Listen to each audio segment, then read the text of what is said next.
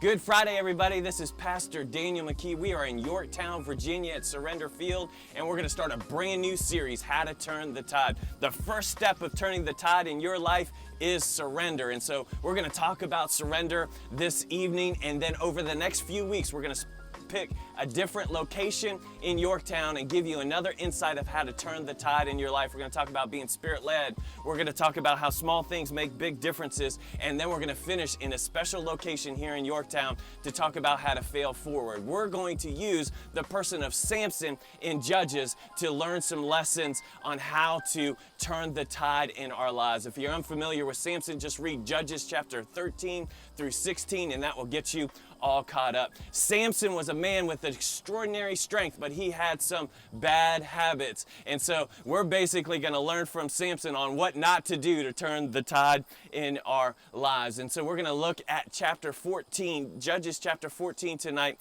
to see some kind of hindrances. I want to talk to you about three hindrances of surrender, three things that cause you not to surrender, therefore not to turn the tide in your life. And we can find them in Judges chapter 14. Samson had an extraordinary strength, extraordinary gifting from the Lord, but he struggled with three things that I think in context we all struggle with in measure. He struggled with lust, I want this. He struggled with entitlement, I deserve it. And he struggled with pride, I can handle it. And these are three things that cause us not to surrender to the Lord. Let's look at Samson. Samson first, he went down to the Philistines' community, and he saw a woman that he wanted to marry.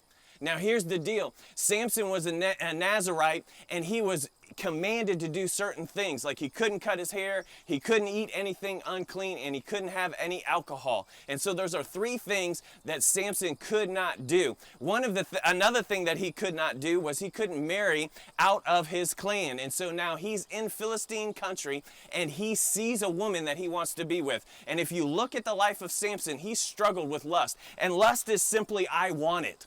I want it. So what Samson does is he goes to his parents and he says, I want to marry this woman. And so the parents go down to meet the lady, and then what happens is a young lion jumps out and attacks Samson. The Bible says Samson grabbed the young lion and tore it to pieces. That is extraordinary strength. And so he goes, and then they talk about they go down to meet the lady, and then in the Bible says this: sometime later, when he went back to marry her, he turned aside to look at the lion's carcass. So what happened is Samson goes back, and the Bible says he turned aside and looked at the lion's carcass. And listen what he did. In it was a swarm of bees and some honey, which he scooped up out of his hands, and he ate it as he went along. Now, some of you are like, that's disgusting, and I will totally agree with you, that's disgusting. But one of the things that points to that Samson had entitlement in his life, I deserve it, was the fact that he was scooping out honey in something that was dead. He was a Nazirite and was not supposed to touch anything unclean. He scoops out the honey, he eats it, he even gives it to his parents. Then what happens is Samson goes and throws himself this huge party because he's going to marry this woman. Now, this festival was known for people being drunk, people living in a fashion that was not very good. They were drinking a lot of spirits, and they were drinking the wrong kind of spirits there. And so Samson had this attitude of pride, I can handle it. So he's a Nazirite. He's not supposed to cut his hair. He's not supposed to eat anything unclean. He's not supposed to drink. And then we see just in the early parts of chapter 14 how he was bound by lust and entitlement and pride. You might be there thinking to me, well, I'm not as bad as Samson. Well, most of us are not. Thank God that we're not as bad as Samson. But if we would be honest, we would say the reason why the tide hasn't turned in our life could be the fact that we have lust, I want it, entitlement, I deserve it, and pride, I can handle it. So the first step in turning the tide in your life is surrender. I'll finish tonight by telling you a story that kind of is the reason why we're in Surrender Field. Behind me on October 19th, 1781 was where 7,000 British soldiers surrendered to the American and French soldiers, right there in that field behind us. I was at church one afternoon, and my wife calls me on the phone and says, your friend is here that you haven't seen in 5 years, and he's in your driveway, and he is very distraught. He is broken. He's crying.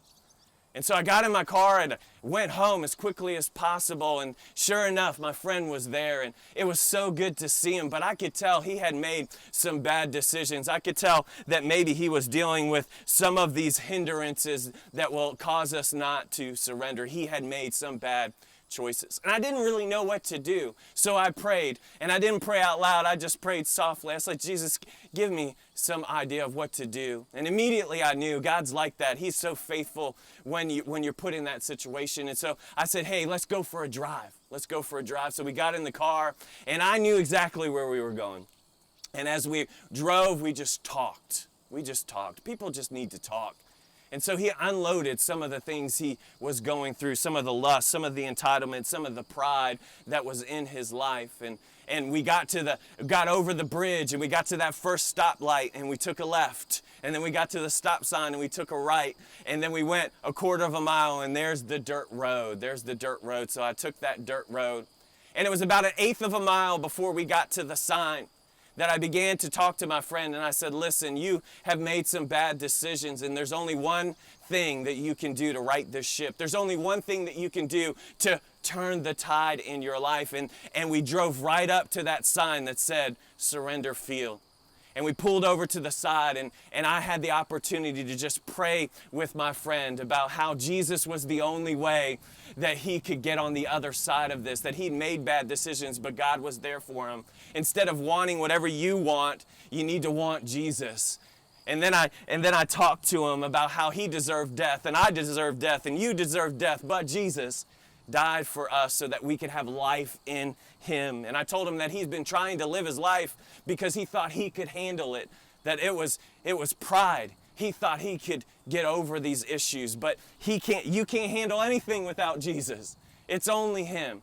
And so the first step of turning the tide in your life, the first step of turning the tide in my life is to determine, do I need to surrender? And what am I holding on to? Maybe it's some pride, I can handle it. Maybe it's entitlement, I deserve it. Maybe it's lust, I want it. But we have to surrender those things to Jesus so that we can turn the tide in our lives. I want to finish with a few questions for you to think about this week. Which of these three hindrances are you prone to struggle with the most? And how has that affected you and the ones that you love? Next one is share some examples of how Jesus has helped you overcome some of these struggles that you've had. He's faithful to do such things. How has he shown up large in your life and help you navigate some of these things that we all struggle with in measure? And the next one is what hindrances, lust, entitlement, or pride do you need to surrender today? What are you holding on to that you need to let go? Maybe it's pride. I can handle this. I got this. Well, maybe you need to surrender that pride. Maybe it's lust. Maybe it's entitlement. But you need to surrender that. Which one of those? And what are some practical steps you can take towards changing those attitudes? What can you do today differently so that you can walk in surrender with the Lord and walk closer and experience his freedom? Hey, look, it was great to talk to you. I can't wait to be at a different location next week to talk to you about being Spirit-led. God bless you. Have a great week. Peace out.